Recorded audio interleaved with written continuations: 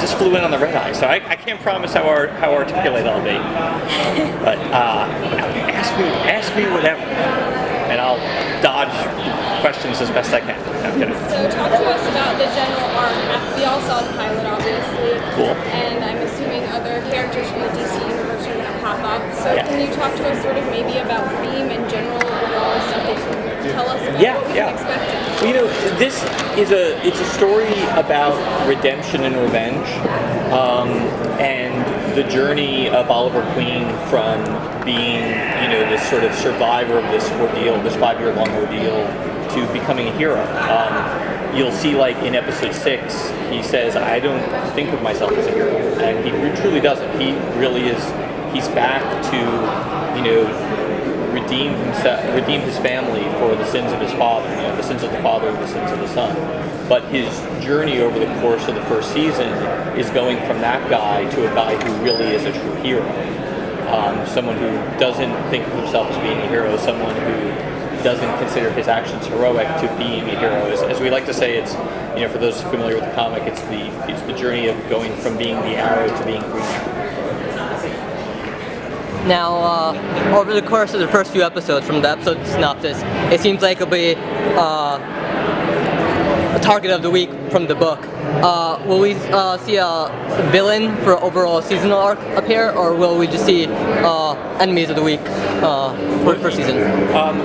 Well, you'll certainly see a sort of a big uber bad, that we're setting up for the end of the season. But then there are several, sort of bigger bads that you'll see throughout the season. And the one thing that we do pretty quickly is, even though the list, Oliver's list of targets, is our way in, we pivot off of that really quickly. So it's not like just generic bad guy of the week. Each episode is different, and each episode provides a different antagonist and a different challenge for Oliver.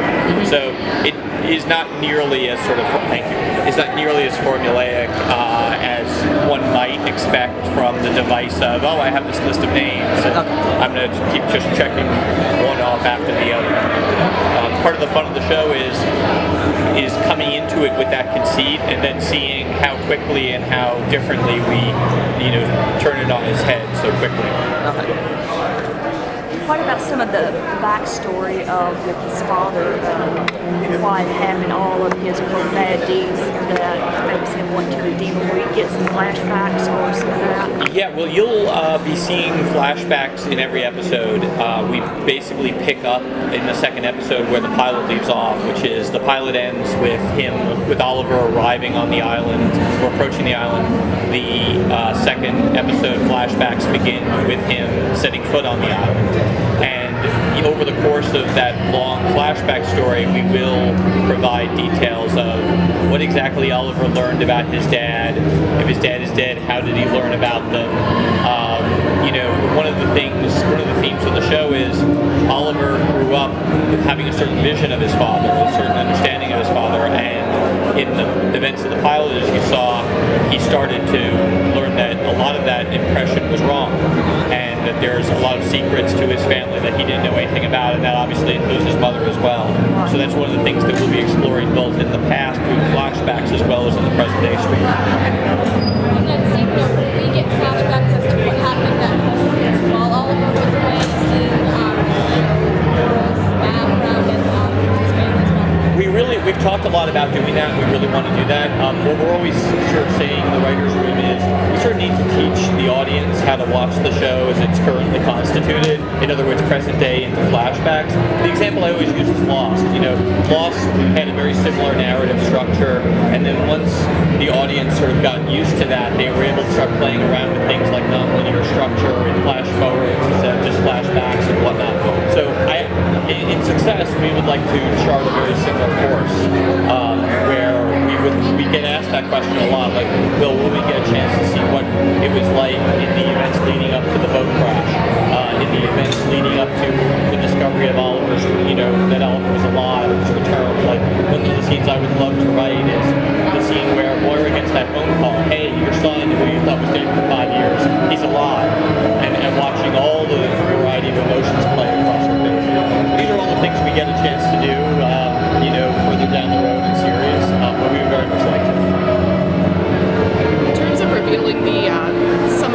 alter egos of some of the characters, kind of like you did with the first one with Laurel.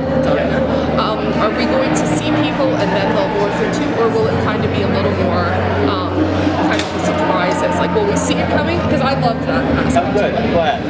I think it's, we've definitely taken different approaches, and we'll continue to do that. I think because part of the fun for us is, in some cases, a character comes on the stage and they have all this quote-unquote baggage from the comic book, and that's fun to lay into. And then there's other times where it's more fun to surprise the audience. So we'll definitely be doing both as the series progresses. Now you have China White coming up this week, and then Deadshot in I think a couple weeks. Yep. Are you guys planning on announcing any new villains today, or possibly later down the road? I think today you'll get your first glimpses of Deathstroke in action, and we'll be showing a sort of a trailer that will give you a preview of a lot of the characters who are appearing on the show. So we're I think you'll walk away very satisfied today once you see this trailer. There's a lot that we're previewing. Give us the back, so. Oh, okay. Yes, thank you so much. Well, thank you guys. Thank you.